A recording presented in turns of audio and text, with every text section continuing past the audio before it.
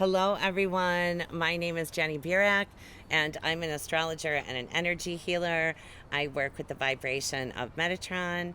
And today, because this full moon is standing next to Chiron, I have Sananda here with me and helping me to bring forward this message. Of course, Sananda incarnated as Jesus, and so I've known him since I was very little, too. So, how's everybody doing? I wanted to say welcome to all of my new subscribers. I have quite a few new subscribers, so thank you to everyone who is subscribed here and who comments. I appreciate so much all of your encouragement from the likes and the comments and the shares.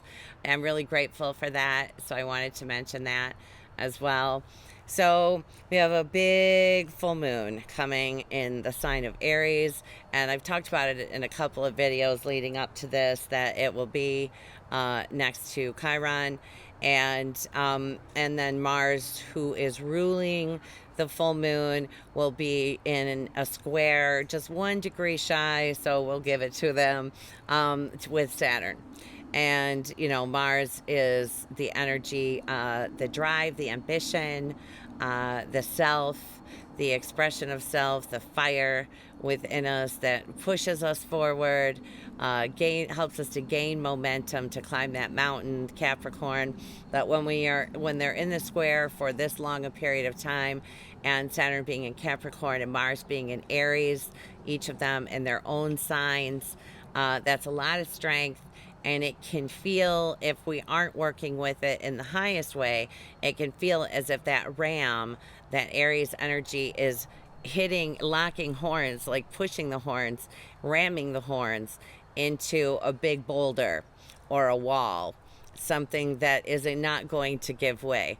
And so, really, when all of these things are going on around us, and there's, different abuse of power scenarios playing out depending on where you live in the world, the only thing that we can control is our reaction to it. And, Jesus is talking about being detached from the illusion and focusing on each moment and being at peace and coming to a place of peace and tranquility in every moment. He's saying if we're focused on the moment that we're in, that then nothing can disturb our peace.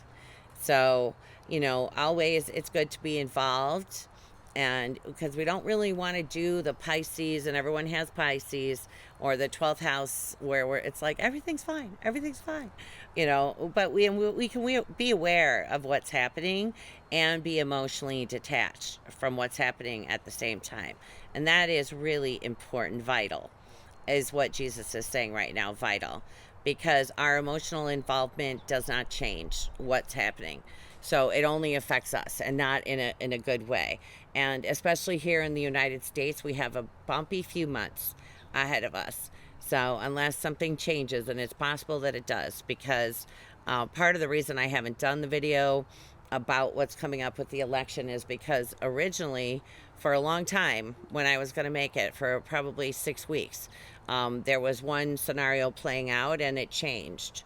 And so what I've seen coming up is that the intensity of the election and the Supreme Court fight most likely will not end at the election. But that could change. So I just want to put that out there. So, I will, again, in the description box, I will leave Wim Hof's information for his website to practice deep breathing exercises. And then also, I've been doing a chant lately that just keeps coming into my mind, so I've been just doing it off and on throughout the day. I will leave that chant. There's a YouTube video that has the chant in it, and so I will leave that in the description box as well if you're interested in that. So the full moon is happening October 2nd in Sydney, at 7:05 a.m. And for the rest of us, that'll be on the 1st of October. This is the first of 2 full moons that we have in October. So the second one will be on the eve of Samhain or Beltane, depending on where you are. But in Chicago, it's happening at 4:05 p.m. In London, that's 10:05 p.m. And Rio de Janeiro is 6:05 p.m. So Chiron is, of course, the wound of the self. It has a lot of different titles, like some astrologers refer to it as the wound that never heals. And what else? The wounded self, the I am, has a lot to do with the Christ consciousness. And moon, of course, is the emotions.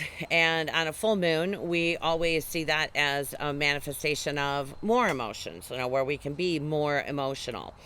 I also noticed that on the morning of October 1st, of course, Saturn will be stationary at the time of the moon, when the moon comes to, or when we have this full moon, but Pluto will have come to 22 degrees and 29 minutes, the exact minute and degree of where he will then where he will move forward from. In Capricorn, he comes there on October 1st as well. And so we're going to be feeling the intense Pluto, that station, Saturn station, and then the full moon in Chiron. So that's why I was mentioning chants and deep breathing. I also find candle gazing to be beneficial for me too. That helps. And it's good. I think that's a good thing to do, like when we're first starting a meditation practice, because it's not so demanding. You're literally just looking at a flame, but it's very calming if you can do that in a dark room. Very soothing, is what he's saying. So, let's talk about what we do have control over these days, right? So, 2020 being a 4 is the Emperor in the tarot. And this really, as Saturn is wrapping up his last few months in Capricorn before he goes back into Aquarius, that this is his last his last few months, about 4 months in Capricorn. We're talking about ruling our own empire and what it is that we can control, what we put into our mouths, what we do with our physical body. Most of us have control over that. And so, it's important to focus on what it is that we can do and not allowing any of the noise that's going to be going on to affect our vibration. Simply withdrawing from what's happening by, maybe not watching it so much or not feeding into fear videos or stories of worst case scenarios playing out. I know there's a lot of theories going around right now, and really, just what they're showing me is that everybody's feeling something building, and we can't quite figure out exactly what it is. I'm not going to try to guess either what it is, but definitely I can feel it. And the one thing that we have control over is how we react when the storm comes, and, our physical body. And I keep bringing up the physical body because with this astrology, when there is a habit or an addiction that we have not come to terms with and haven't shifted out of, depending on where we are and really, like what placements that you have at the end of the cardinal signs. So Cancer, Capricorn, Aries, Libra, whether it's an addiction or a relationship that we have given power to, those things are going to end. And there really isn't any way to dress that up. Something is most likely going to take place that takes the situation out of our hands, and it's going to be taken care of differently, in a different way. It could be something surprising and shocking that comes about, but if we aren't being good to the physical body, or treating our physical body as a temple, as our temple, then something will come along to course correct when this astrology is going on. And you can't really say for everyone, of course, that'll be different when that happens. And like I said, it's going to depend on placements and what you have where. But when you look at this chart for the full moon, it's like whatever is endangering the self, whatever is absconding free will, whether that be a person or an energy that we've allowed in through pattern of addiction, something's going to come along to take that away. Uranus. It's going to come in, that tornado, and it's going to take it away. Also, in this astrology, it speaks a lot to messages coming in from the soul, from the higher self, really being open to that. And I believe Sandalphon addressed that in the last video when we talked about the Mercury retrograde. Mercury today has just entered Scorpio, and so we're diving deep and going into, Scorpio is so rich, and it gets a bad rap, much like Gemini. But, the occult, of course, is one of, falls into Scorpio territory. And it's really like the ancestral traditions of the earth and the ways that we learned to work magic that are in the subconscious. So, being open to restoring those teachings and those abilities. And, we can practice white magic with them, right? Doesn't have to be witchcraft. Also, the Mars is at the 25th degree. Mars, of course, is ruling the full moon, and he is at the 25th degree of Aries, squaring Saturn at the 25th degree of Capricorn. And I talked about that months ago, before Saturn and Pluto moved back. That degree has to do with an uncovering and unveiling. And transformation. Like pretty much every symbol that I read was about transformation. Something dying and then something else coming to life, like Jesus said. All things pass away and become new. So something in our lives, in each of our lives, regardless of placements, is going to fall away so that something new can be born. So it could be work, it could be a house. It's going to be different for all of us. That just so that you're aware that there is something that is about to shift, and that's very obvious in the chart, in that full moon chart. So I'm going to read, this is from Dane Rudhyar for the Sabian symbol of 25 of Aries. It is the possibility for man to gain experience at two levels of being.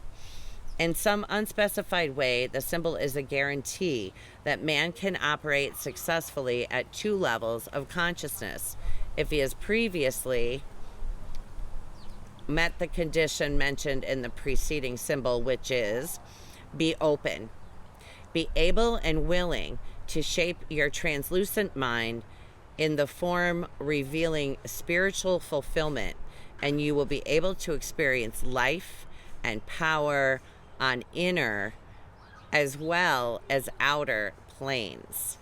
The implied message is one of faith. Man can truly experience what he deeply believes he can experience. And that's the truth. It isn't a spiritual woohoo story.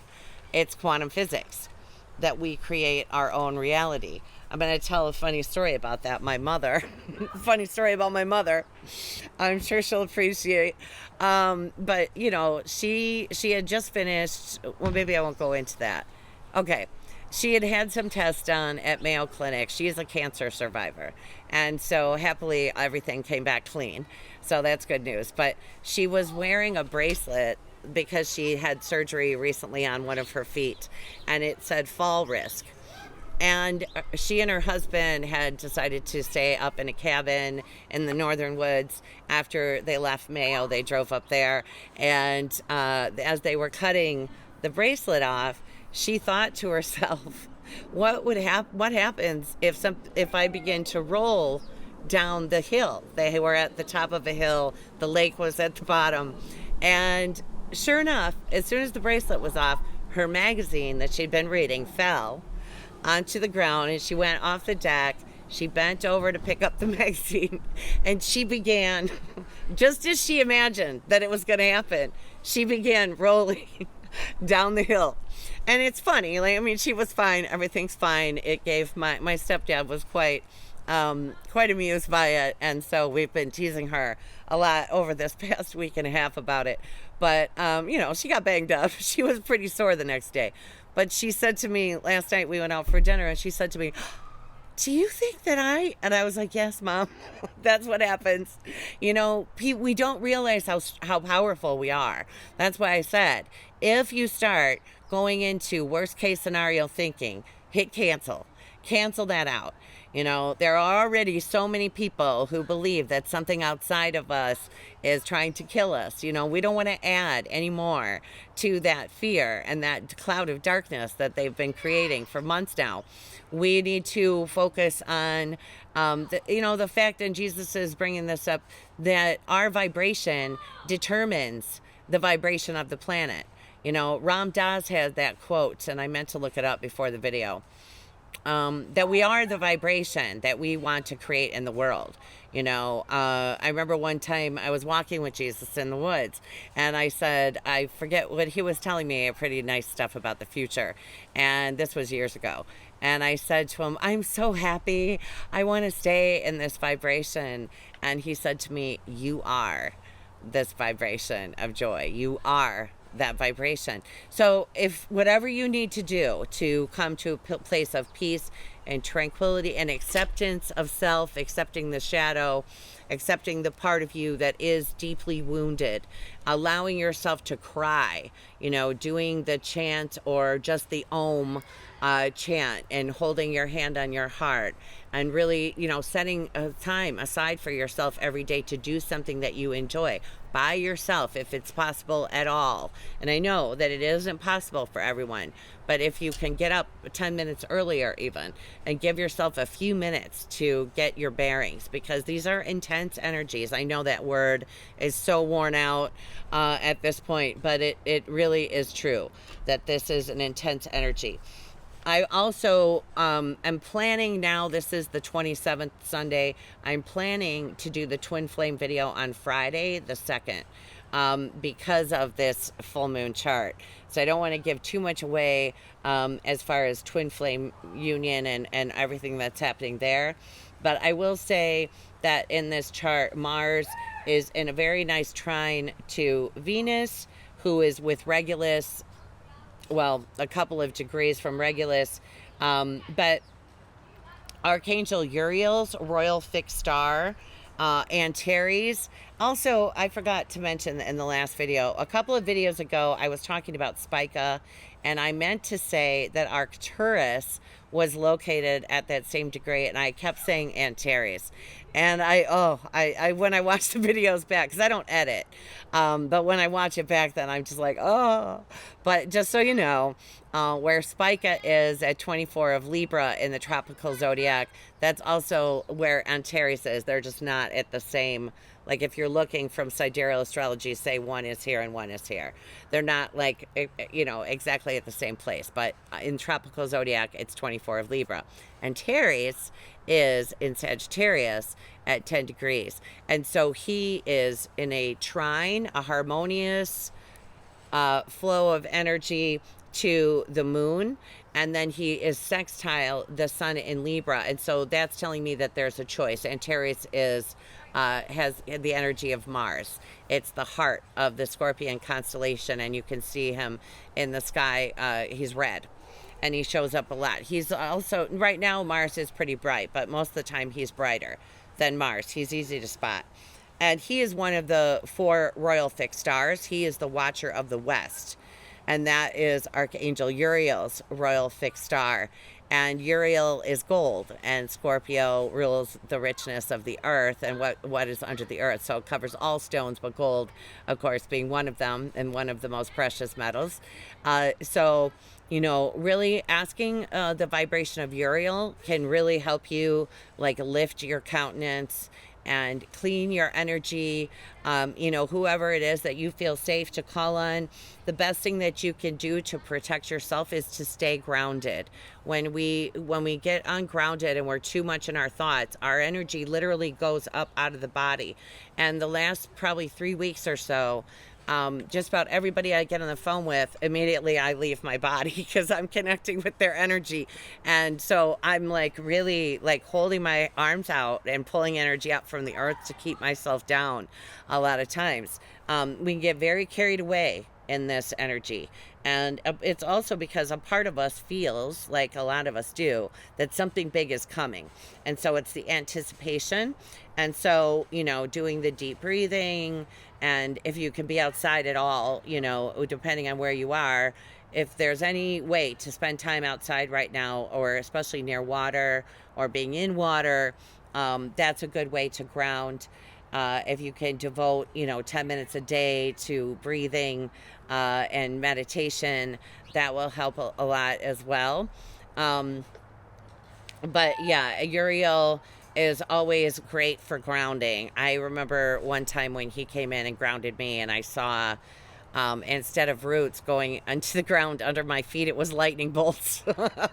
So yeah, and I've never felt like so grounded before in my life. I was just like, whoa, almost shot me down into the earth. So yeah, you're always welcome to ask for help from them. They will always help as long as we ask. They're just waiting for permission or a request, is what Jesus is saying. And then I want to be sure that I mention that this energy, also this chart, speaks a lot to releasing addictions and relationships that no longer serve us. I want to mention that the asteroid America is in what's called a square to Neptune and in Pisces, and pretty much conjunct the South Node in Sagittarius right now too.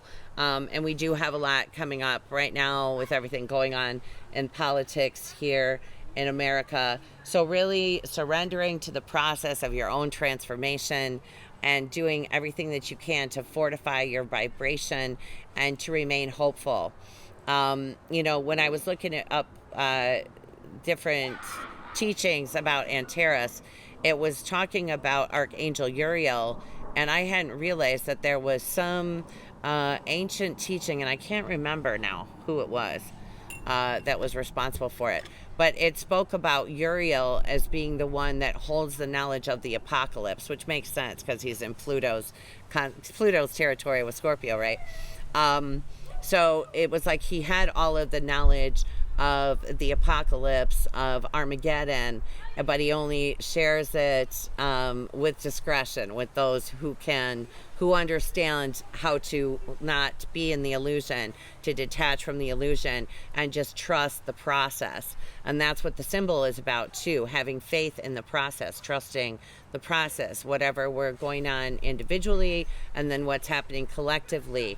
I said, when I channeled the Council for the Galactic Federation of Light in 2018, they said that it was going to get darker. And that's a little bit of what I'd like to say now. Not maybe for a very long period of time, but let's continue to manifest hope. And he's saying using reasoning, using critical thinking. He's talking about the allure of the shadow and fear, and that it can draw people in with a modicum of truth. So Jesus is talking about how somebody can give you a fact, or they can disguise it as truth. He's talking about like their own ego story and what they believe is going to play out. So he's saying to rely on the discernment of the creator, and recognizing that you're part of the creator and you're allowed to use the discernment of the creator, not giving way to fear. And he's saying being very selective. It just lightning. Hi, Uriel. He said being very selective with what you're feeding your mind right now. Imperative, he's saying. in order to raise the vibration, keep the vibration high, and holding on to hope and trusting and having faith that it's always working for the best of all that is, always working together for the greatness of all that is what he's saying. And he's saying also, holding on to hope, he's saying that it isn't, and I think he's speaking to someone specifically. Oh, two geese just went over. That's significant for me. He is talking about that the shadow, if it hears something of fear that has a bit of truth to it, will then tend to glom on to the person delivering it or the entire story and lose critical thinking and can easily be caught up in this time, be easily caught up in the stories of the shadow because of the allure of it, the intrigue and the mystery and the secret bad guys. Those were my words, but the rest of it was him. Was Jesus. So yeah, and just shutting out the noise, because it is going to be very noisy. It's going to be very noisy. So we don't have a dog in this fight, right? We're not attached to it. And whatever is going to happen is going to happen, regardless of whether we're emotionally attached or not. But obviously, I always say, get involved in whatever way that you can, whatever way you feel comfortable with. That's why we're here. We're here to participate, not to pretend like, oh, it's not happening. Everything's great. But, emotional attachment is what he's talking about. That, save yourself. Save yourself, he's saying. So save yourself. He's saying that there's another illusion where it's a completely different story, and that it really doesn't serve a purpose to be emotionally involved. So detachment, and then forging ahead with careful steps. If you're starting a new project right now with the Mercury retrograde, just being careful, because Mercury is in Scorpio, and that is the sign where there's abuse of power and secrets. So we don't want to be too paranoid either. Scorpio energy is also paranoia, but yeah, being careful of what you're signing and what you're getting yourself into as far as partnership as well. And so, yeah, I think that's all I have for everybody today. So my plan is to do the twin flame video on October 2nd. But, that's the plan. This is Sunday, so we'll see what happens. It could change. But anyway, everybody, we had sunshine when I began the video and it went in. So, okay, everybody, take care. Sending you so much love. And, thinking of all of you guys. Take care of yourselves. And I will talk to you in a few days. Okay, thanks.